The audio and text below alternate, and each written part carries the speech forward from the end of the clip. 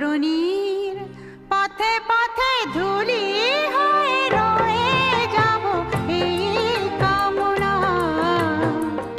আর কিছু না।